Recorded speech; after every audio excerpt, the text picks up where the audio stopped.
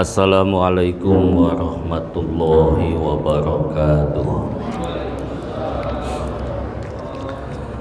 Ila hadratin Nabi Mustafa wa Rasulih Mujtaba wa Habibi Murtada Sayyidina Muhammadin sallallahu alaihi wasallam wa ala alihi wa ashabihi wa jami' mu'allimina wa masyayikhina wa asatidatina susan mu'allif hadal kitab nafa'anallah fi ulumi fid darin khususun jami ahli maqabir hadil qarya khususan muassis hadal masjid anallah taqasyahum bil maghfirah wa rahmah syawlilal fatihah. A'udzu billahi minasy syaithanir rajim. Bismillahirrahmanirrahim. Alhamdulillahi rabbil alamin arrahmanir rahim maliki yaumiddin. Iyyaka na'budu wa iyyaka nasta'in ihdinas siratal mustaqim. Siratal ladzina an'amta 'alaihim ghairil maghdubi 'alaihim waladdallin. Allahumma shalli wa sallim wa barik 'alaihi ya rabbi bil mustafa balligh maqasidana waghfir lana ma madha ya wasi'al karami ya rabbi bil mustafa balligh maqasidana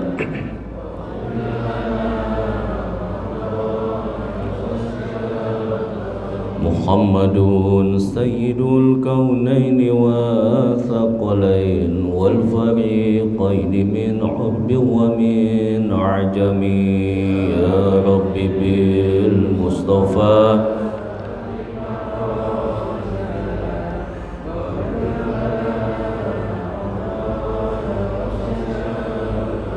Nabiyuna al-amiru an-nahyu fala ahad abra fi qawlin la minhu wala na'am ya rabbi bil mustafa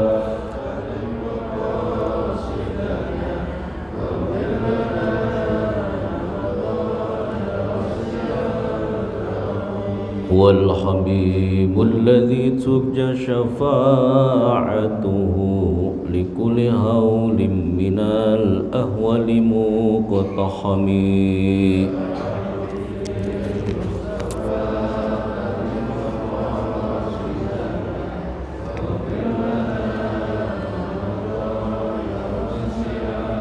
Allahumma salli wa sallim wa barik alaihi wa ala alihi.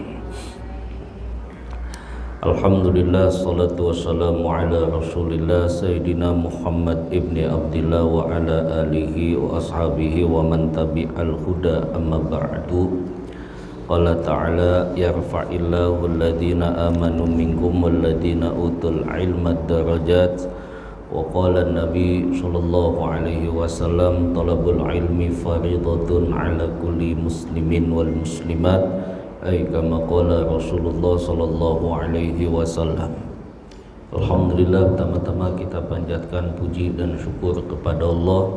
Di pagi hari kita bisa bertemu, bersua, bermuajahah, bersilaturahmi dalam rangka memenuhi kewajiban kita salat subuh, kemudian dilanjutkan dengan kewajiban thalabul ilmi, yang mana kita berharap kepada Allah mudah-mudahan ilmu yang akan kita pelajari nanti bermanfaat buat kita, buat keluarga kita. Mudah-mudahan dengan ilmu ini ketika kita menutup mata dalam keadaan husnul khatimah, Allah terangi kubur kita, Allah masukkan kita ke dalam surganya Jannatun Naim.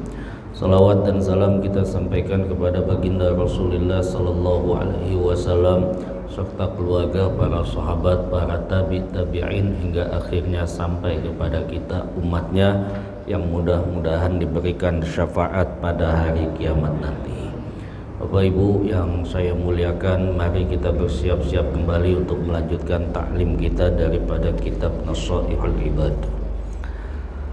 Bismillahirrahmanirrahim.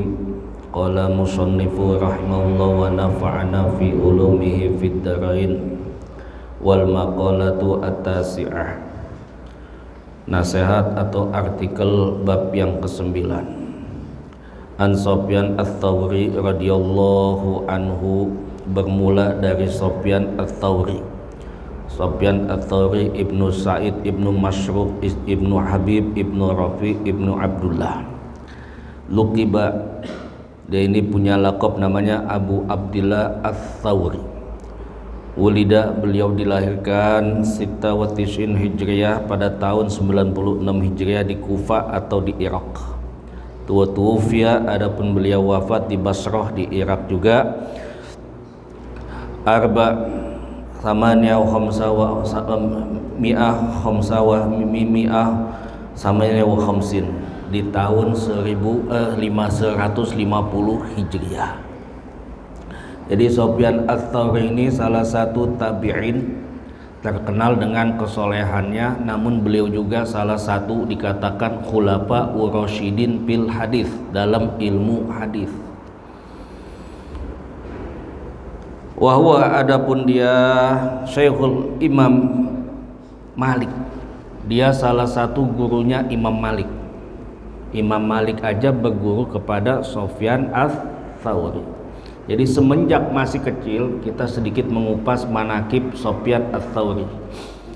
Semenjak masih dalam kandungan ini Sufyan Ats-Tsauri sudah kelihatan kesolehannya. Jadi terbukti ketika ibunya lagi hamil atau mengandung, itu ibunya pernah mengambil asinan yang dijemur di atas loteng. Jadi orang Arab itu biasa namanya tursi. Tursi itu acar. Kalau kita acar, kalau bahasa Arabnya namanya tursi. Itu kayak daun-daun sesim, dijemur, dibikin asinan. Itu ibunya pernah makan milik tetangganya yang dijemur di atas loteng. Ketika dimakan sama ibunya tanpa permisi sama yang punya, itu Sufyan Ats-Tsauri di dalam kandungannya nendang perut ibunya. Seakan-akan mau keguguran, sakit yang luar biasa. Ternyata apa? Dimuntahkan, dikeluarkan. Itu Sufyan dari masih kecil nggak mau nerima makanan yang haram. Jadi udah terjaga masih kecilnya. Di usia yang dewasa, ini Sufyan Ats-Tsauri, ini biar kita tahu, ini ulama beneran, bukan ulama proposal. Jadi Sufyan Ats-Tsauri ketika beliau sudah dewasa, itu ada seorang raja sholat sambil megang-megang kumis. Habis sholat di istana, Sufyan Ats-Tsauri ngomong. Apa kata Sufyan Ats-Tsauri? Engkau nggak pantas sholat kayak begitu. Sholatmu nanti di akhirat akan dilemparkan topo. Tap. Ini raja nggak nerima. Sampai Sufyan bersumpah, aku bersumpah, kalau ucapan ini nggak benar, aku akan kencing darah. Itu raja nggak mau nerima. Sufyan pada saat itu keluar kencingnya darah, berani bersumpah. Kenapa? Karena ucapannya itu dia berani memasang badan. Ini raja sombong sambil sholat tapi megang-megang kumis begini aja. Ditangkap Sufyan. Ketika itu akan digantung besoknya. Salah satu sahibul ijabatid doa. Ini Sufyan Ats-Tsauri salah satu doanya mustajab oleh Allah. Beliau berdoa kepada Allah Subhanahu wa taala, ya Allah, segeralah engkau turunkan balasan kepada penguasa ini. Itu raja sama menterinya lagi pada ngumpul, Allah turunkan petir, semuanya tenggelam, mati semuanya. Di saat itu Pak Sufyan bisa selamat dan raja yang lain naik, mengakui kesolehan ini Sufyan Ats-Tsauri. Sehingga ada tabib dari kalangan Nasrani disuruh ngobatin itu sakitnya Sufyan Ats-Tsauri. Ketika ngelihat Sufyan Ats-Tsauri, ini tabib dari golongan Nasrani, langsung serak kalau kata kita. Kelihatan kesolehannya. Kita kalau ngelihat ulama-ulama yang benar, ngelihatnya aja udah kelihatan solehnya. Baru ngelihat. wah ini ada kesolehan pada orang ini. Apa yang terjadi pada saat itu? Ini hatinya aja dia rela untuk agama Allah. Akhirnya apa? Itu orang Nasrani masuk Islam tabibnya itu. Ini Sufyan Ats-Tsauri. Dikatakan khulafa'ur rasyidin fil hadis. Dia salah satu khulafa rasyidin dalam masalah hadis. Jadi pernah suatu ketika itu ditanya sama sahabat teman-temannya, apa zakat orang yang berilmu hadis?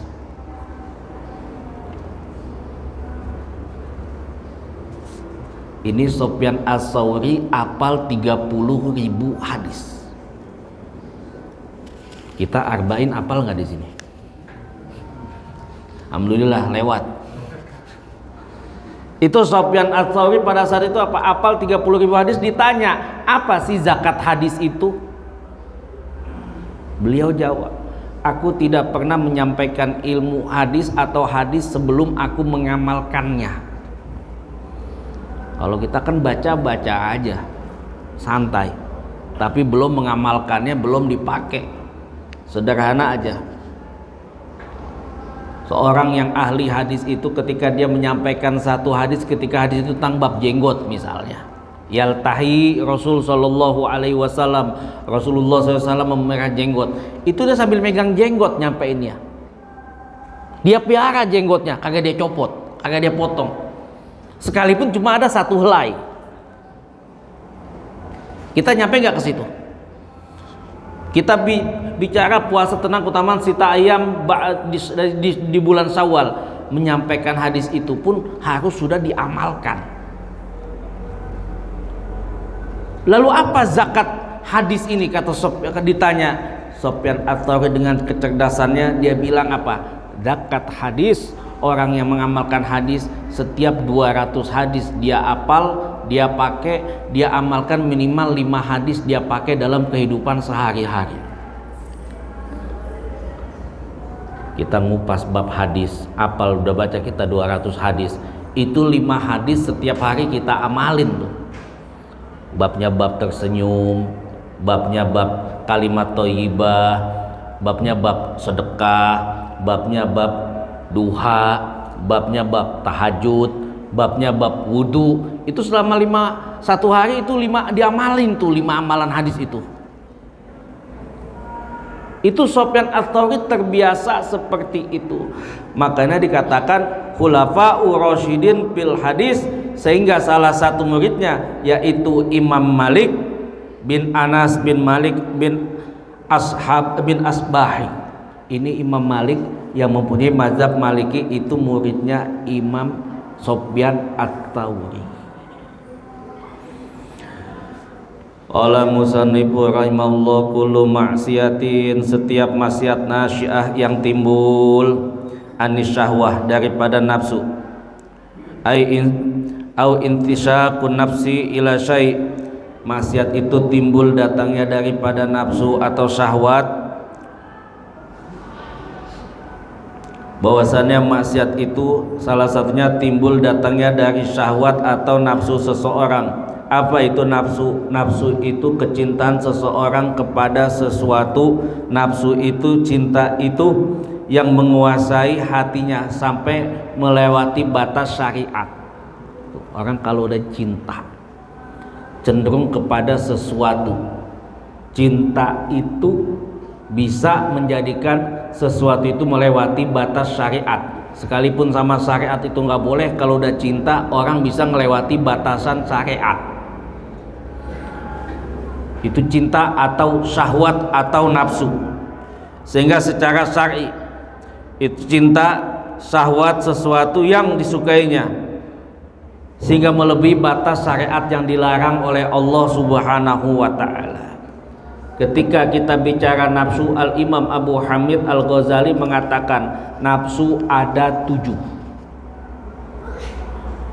Wal awalu, adapun yang pertama nafsu amarah, nafsu yang cenderung membawa kejelekan, maunya berbuat jahat, maunya berbuat yang tidak baik. Berarti orang itu dikuasai lebih banyak nafsu ammarohnya. Kemudian nafsu lawamah. Lawamah itu dia berbuat baik, namun kadang-kadang entar berbuat dosa lagi. Sholat, datang ke masjid, habis sholat nggak sengaja ngomongin orang, itu lawamah. Sholat, tadarus, nggak sengaja habis sholat tadarus nyakitin orang dengan badan, dengan mulut, atau dengan tangannya, atau menyakiti hatinya, atau mungkin melukainya. Kemudian mulhamah. Mulhamah itu nafsu yang cenderung kepada nafsu makan. Hari ini makan, buka puasa, puasanya bagus, giliran makan semuanya dimasukin. Buka teh manis korma, habis makan korma ditambah lagi bala-bala misalnya. Masuk semuanya. Namanya mulhamah, nafsu untuk makan, sehingga ketika datang perintah untuk ibadah itu berat badannya. Di saat datang taraweh, azan isya, berat buat sholat, itu bisa menjadi mendatangkan keharaman. Haram dalam arti larangan. Kemudian nafsu mutmainnah, ini nafsu yang bagus, nafsu yang terpuji. Radiyah, ada lagi nafsu yang meningkatkan sesuatu pada perbuatan yang mendatangkan ridho Allah. Kemudian yang berikutnya mardiyah.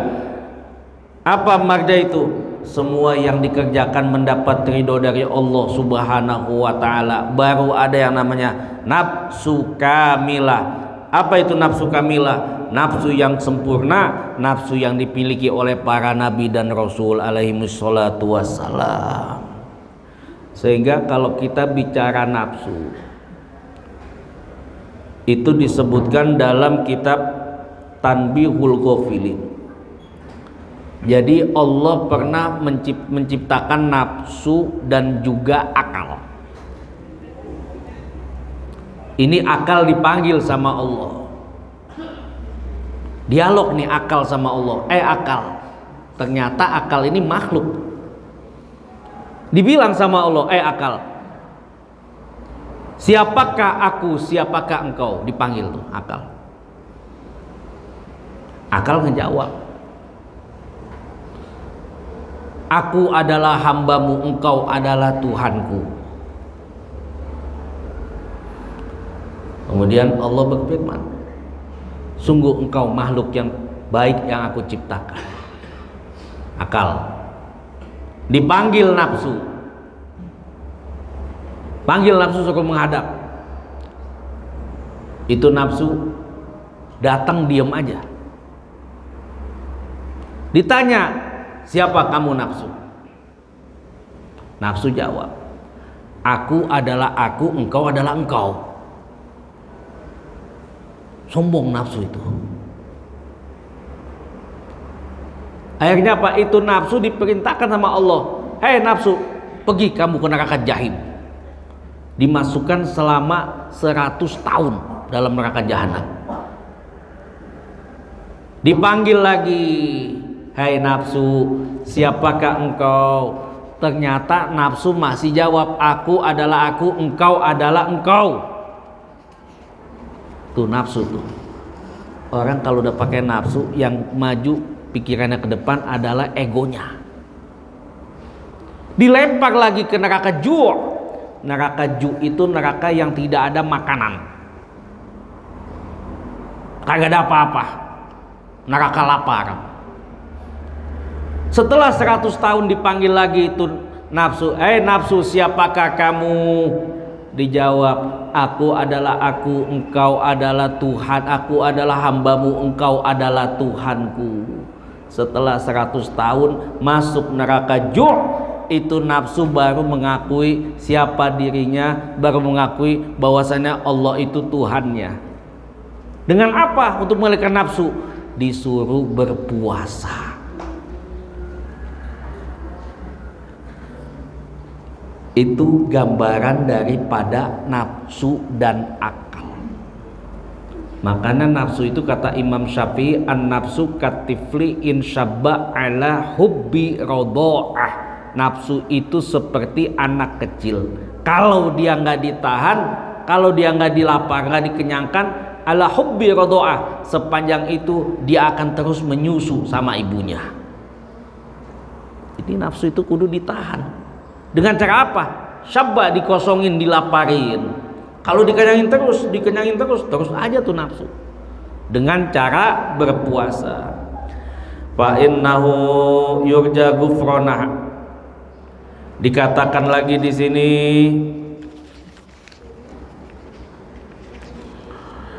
masih bisa diharapkan ampunannya daripada maksiat.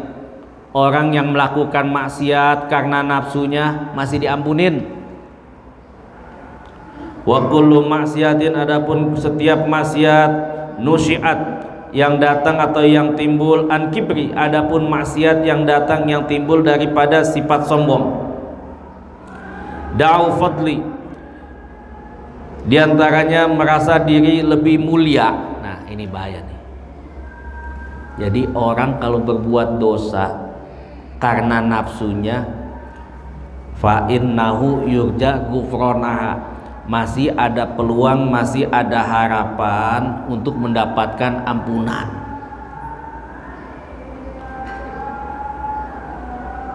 Wa kullu maksiatin nusyiat, adapun dosa atau maksiat yang datangnya an kibri, daripada sombong, da'u fadli, diantaranya merasa diri paling mulia. Dosa karena sombong, diantaranya merasa diri paling bagus atau paling mulia. Fa innahu la yurja ghufranaha li annal ma'siyatal iblis kana asluha. Kata muallif ini dibilang apa? Dosa yang karena sombong, diantaranya merasa diri paling mulia atau merasa lebih, dosa tersebut tidak dapat diharapkan ampunannya karena maksiat yang timbul daripada kesombongan. Asluha, karena itu berasal dari iblis. Jadi maksiat karena sombong, dosa karena sombong, karena itu asalnya dari iblis. Dalam Al-Quran dikatakan, itu dibilang, wa id qulna lil malaikati isjudu li adama fasajadu illa iblis aba wastakbara wa kana minal kafirin. Iblis disuruh sujud sama Nabi Adam, fasajadu, malaikat disuruh sujud, iblis kagak mau. Aba wastakbara, sombong. Wa kana minal kafirin, kemudian iblis menjadi keturunan kafir karena kesombongannya. Dikatakan lagi, ana khairun minhu. Nah ini, orang kalau di hatinya sudah merasa aku lebih bagus, ini udah masuk kategori orang sombong. Sebab iblis ketika disuruh sujud, ana khairun minhu khalaqtani min nar, aku diciptakan dari api. Api itu kan artinya di atas cahaya. Api itu terang. Api itu panas, api itu halus. Sombong iblis. Sementara dia diciptakan dari tanah. Itu awal mula sombongnya iblis itu, merasa diri paling bagus. Sehingga Nabi bilang, la yadkhulul jannah man kana fi qalbihi mithqala dzarratin minal kibr. Tidak akan masuk surga orang yang di dalam hatinya ada sombong walaupun sebesar biji darah, biji sawi, biji atom. Dalam hadis qudsi Allah bilang, al kibriya ridai wal azamah izari, man naza'ni wahidan minhuma alqaituhu finnar ayu fi jahannam. Ibnu Majah fi sunanihi. Kata Allah dalam hadis, Nabi bilang, al kibriya, sombong itu pakaianku. Jadi kalau kita sombong, itu pakai pakaian Allah. Jangankan pakai pakaian Allah, ukuran kita itu misalnya L, pakai baju ukuran XL yang punya orang, pantas nggak? Apalagi pakaian Allah, sifat Allah.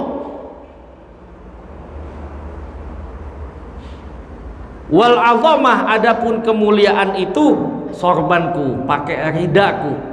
Siapa yang sombong, naza'tuhu alqaituhu ila janam, orang itu akan dilemparkan oleh Allah ke dalam neraka jahanam. Hati-hati, kesombongan itu awal mula datangnya dari iblis. Sehingga dikatakan ada beberapa macam-macam sombong. Ada orang yang sombong karena kesolehannya. Nah, ini yang repot nih. Sholat udah bagus, tadarusnya bagus, ngajinya bagus, tapi sayang merasa paling soleh, merasa paling bagus. Ana khairun minhu, saya lebih bagus. Bahkan ini bisa terjadi sama siapa aja, jangankan orang awam, orang soleh pun bisa. Atau mungkin pada seorang guru bisa aja terjadi, kadang-kadang nggak sengaja. Dia dapat ilmu dari mana? Kan belum ngaji sama gua. Kan ada sombong seperti itu. Dalam masalah ibadah merasa paling baik. Makanya dalam kitab Al-Hikam, Al-Imam Athaillah As-Sukandari mengatakan, beliau bilang, perasaan rendah diri seseorang ketika berbuat maksiat lebih baik daripada kesombongan yang taat, sehingga menjadi dengan ketaatannya orang itu menjadi sombong. Jadi maksudnya begini, orang itu mengerjakan maksiat atau punya banyak dosa, tapi dengan banyak dosanya itu dia timbul rasa takut kepada Allah. Akan lebih bagus orang itu daripada orang itu ahli ibadah, tapi dengan ibadahnya timbul kesombongan. Kenapa? Jangan sampai tertipu. Udah bagus ibadah justru menjadi sombong. Ini hati-hati. Sebab kita bisa artikan, orang dengan takwanya timbul rasa takut. Orang dengan takwanya timbul dengan kehati-hatian. Orang dengan takwanya menjaga dirinya agar selamat dunia akhirat, bukan dengan takwanya menjadi sombong. Ini disuruh dijaga seperti ini, sehingga jangan sampai dikatakan wala tuzakku anfusakum huwa a'lamu bimanittaqo. Jangan merasa diri kamu paling bersih, paling takwa. Yang tahu takwa orang itu cuma Allah. Saya pernah sebutkan dulu, Nabi Isa punya pengikut namanya kaum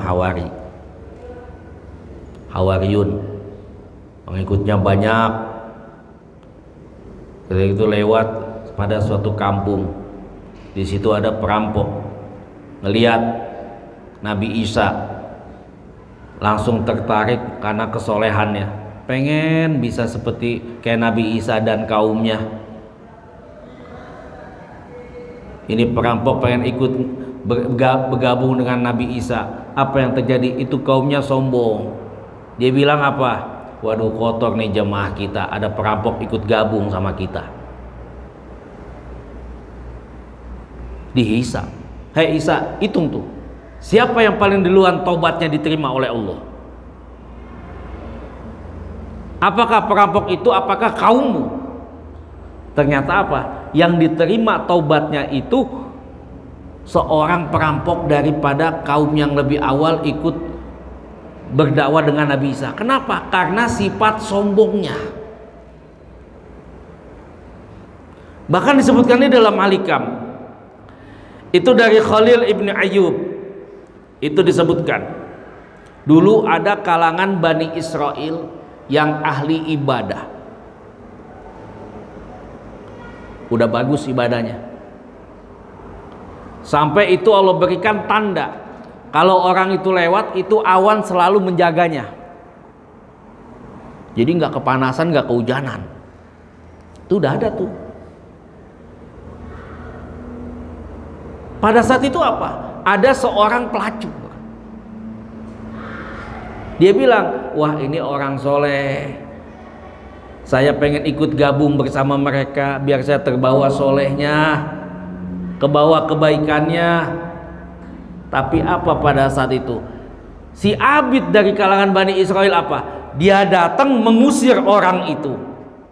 Allah langsung menyampaikan wahyu kepada Rasul, memberitahu kepada Rasul, "Hei Muhammad, ahli ibadah ini aku cabut ketaatannya karena sombong dan dipindahkan kepada seorang pelacur." Jadi hati-hati. Kita ibadah kalau udah timbul sombong, bisa jadi kesombongan itu Allah tarik,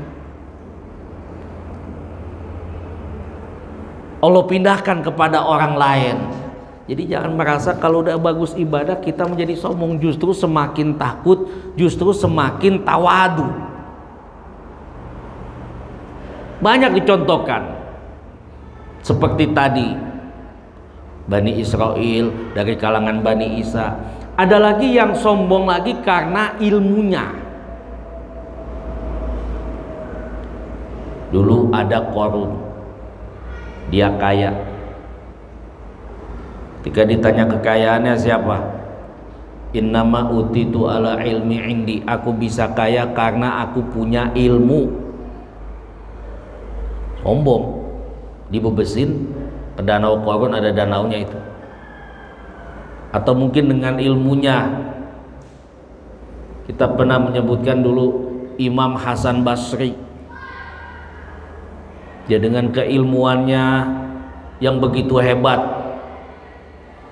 ngelihat dua orang yang lagi di pinggir sungai, ternyata apa? Orang itu lebih hebat dari Imam Hasan Basri. Dia bisa menyelamatkan orang yang kelelep. Bahkan ada lagi seorang pengarang kitab. Jadi saya nggak sebutkan namanya, menjaga adab. Ada seorang pengarang kitab yang hebat. Ketika dia berhaji,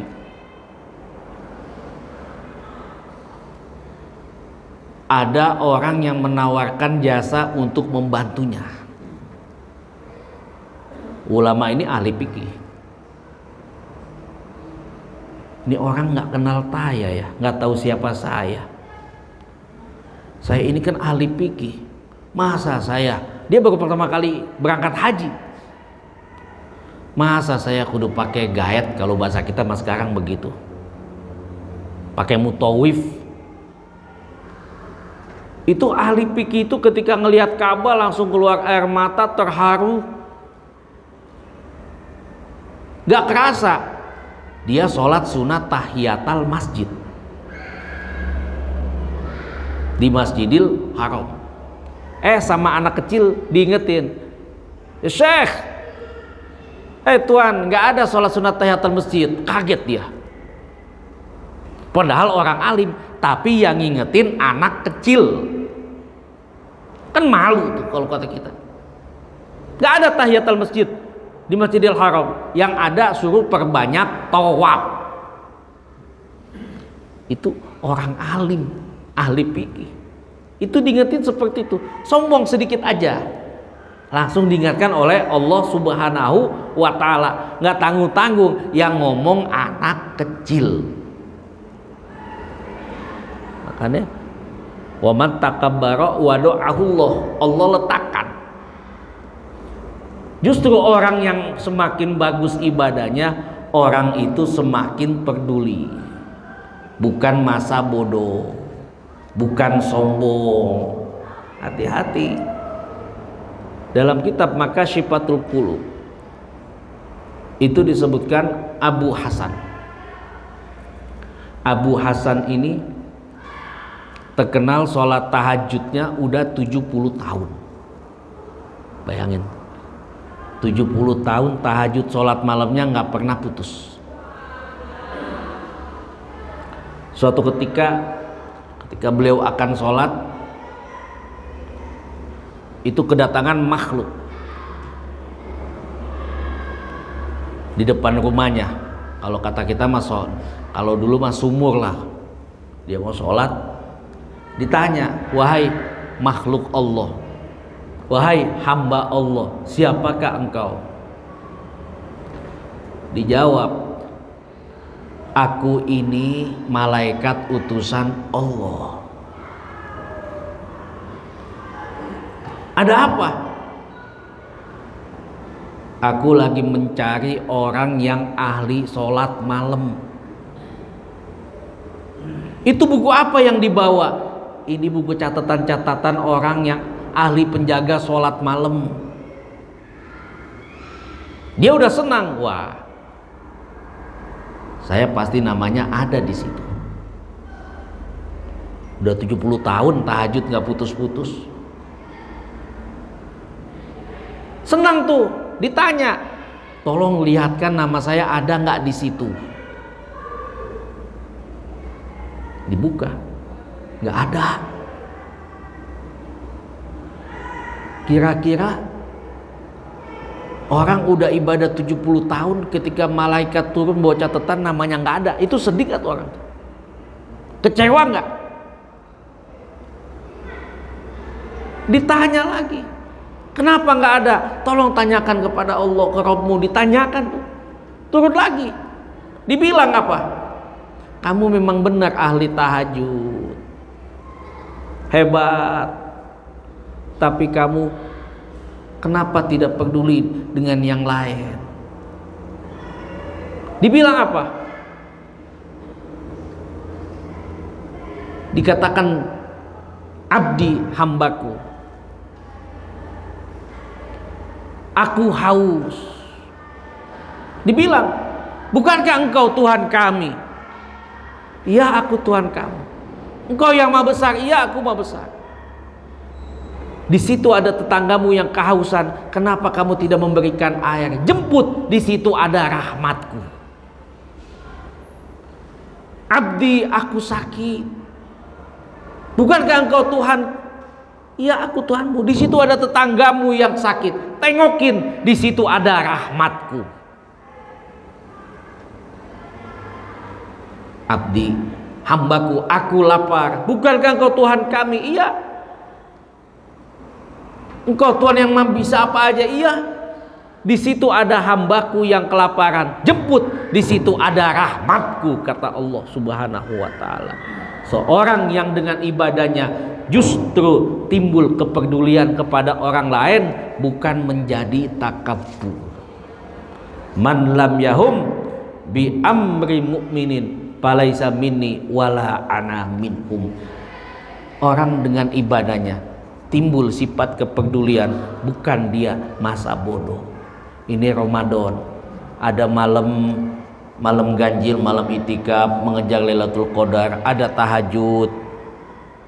Buktikan kalau setelah tahajud kita jauh lebih peduli dengan orang lain. Itu salah satu tandanya orang itu mendapatkan kebaikan dari ibadahnya, bukan menjadi ujub atau sombong. Ini yang mau kita arahkan ke situ dalam kitab ini.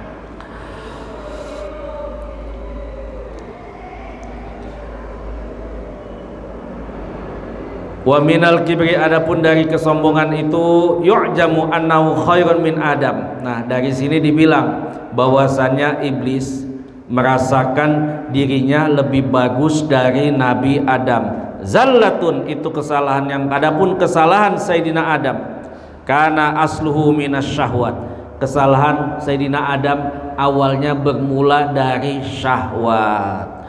Apa di sini? Bisa babi istiyaqihi ila dukki thamrah asy-syajarah asy-syahwah al-muntaha anha. Jadi kesalahan kalau karena syahwat itu masuk diampunin, tapi kesalahan karena kesombongan itu sulit untuk diampuninya.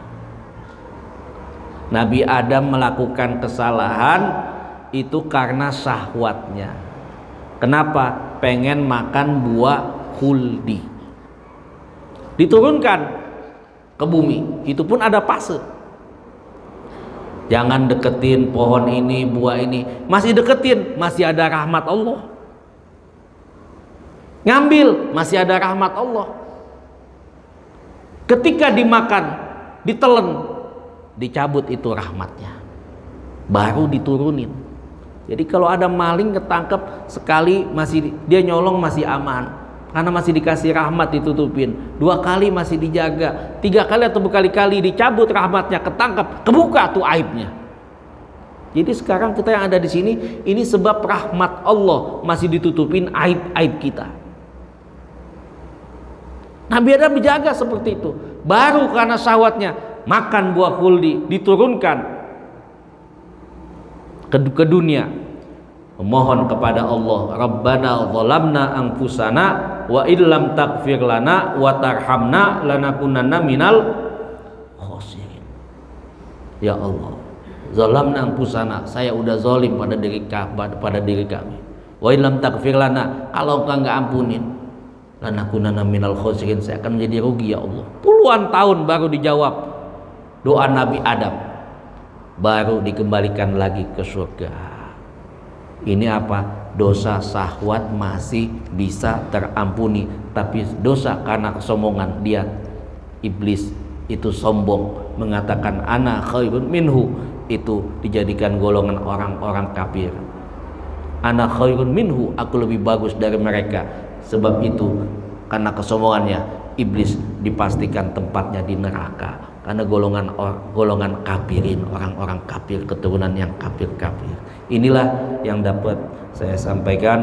Mudah-mudahan barokah, bermanfaat. Yang benar ilmu dari Allah, yang salah dari hamba Allah Mahmudi. Usikum wa nafsi bitaqwallah, wallahu a'lamu bimuradihi. Al-Fatihah. Auzubillahi minasyaitonir rajim. Alhamdulillahirabbil alamin. Iyyaka na'budu shiratal ladzina an'amta 'alaihim ghairil maghdubi 'alaihim wa'fu ya karim ya dzal jalali wal ikram. Alhamdulillahirabbil alamin hamdan yu'afina wa yukafi'u mazidah. Ya Rabbana lakal hamdu kama yanbaghi li jalali wajhikal karim wa 'azimi sultanik. Allahumma sholli ala sayyidina Muhammad. Allahumma innaka afuwwun karim tuhibbul afwa fa'fu anna. As'aluka ridhaka wal jannah wa na'udzubika min sakhatika wan nar. Ya Rabb, afuka wa raja'uka wa maghfiratuka wa rahmatuka wa jannatuka. Nas'aluka ridhaka wal jannah wa na'udzubika min sakhatika wan nar. Inna 'adzabaka syadid. Inna 'adzabaka syadid. Inna adabaka syadid. Fasalimna ya Allah, wasalim aba'ana, wasalim ummahatina, wasalim iyalana min afatid dunya wal azabil akhirah. Nas'aluka lazatan nadri inda liqa'ika ya Allah. Nas'aluka lazatan nadri inda liqa'ika ya Allah. Nas'aluka lazatan nadri inda liqa'ika ya Allah. Fala taqta raja'ana illa bika ya Allah. Allahumma ighfir lana warhamna wa alhiqna bi rafiqil a'la ma nabika Muhammadin sallallahu alaihi wasallam. Nas'aluka husnul khatimah wa na'udzubika min su'il khatimah. Nas'aluka husnul khatimah wa na'udzubika min su'il khatimah. Nas'aluka husnul khatimah wa na'udzubika min su'il khatimah. Bi hurmati Ramadan, innaka antallahu arhamur rahimin. Rabbana ighfir lana dzunubana wa liwalidina warhamhum kama rabbawna shighara. Wa li jami'il muslimin wal muslimat wal mu'minin wal mu'minat al ahya'i minal amwat. Wa li mu'allimina wa li masyayikhina wa li asatidatina wa liman awsana bid du'a. Wa khususan muassis hadzal masjid wa jami' ahli maqabir hadhil qaryah. Allahumma ighfir lahum warhamhum wa'afihim wa'fu anhum waj'al jannata mathwahum. Rabbana atina fid dunya hasanah wa fil akhirati hasanah wa qina adzabannar. Wassallallahu ala sayyidina Muhammadin alhamdulillahi rabbil alamin. Usikum wa nafsi bitaqwallah wallahu a'lamu bimuradihi. bihamdihi subhanakallahumma wa bihamdika asyhadu an la ilaha illa anta nastaghfiruka wa natubu ilaik. Afwan minkum. Assalamualaikum warahmatullahi wabarakatuh. Allah